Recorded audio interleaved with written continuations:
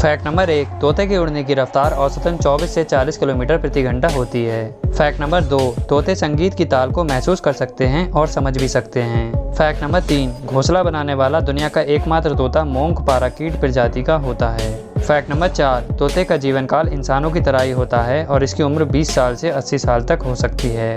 Fact number 5, अधिकांश तोते एक पैर पर खड़े होकर सोते हैं। फैक्ट नंबर 6, दुनिया का सबसे बड़ा तोता मकाओ लगभग 100 सेंटीमीटर लंबा है। फैक्ट नंबर 7, तोता अकेला ऐसा पक्षी है जो अपने भोजन को पैरों में पकड़कर खाता है। फैक्ट नंबर 8, मुर्गियों के समान एक मादा तोते को हैन कहा जाता है। फैक्ट नंबर 9, तोते भी इंसानों की तरह मोटापे के शिकार होते हैं।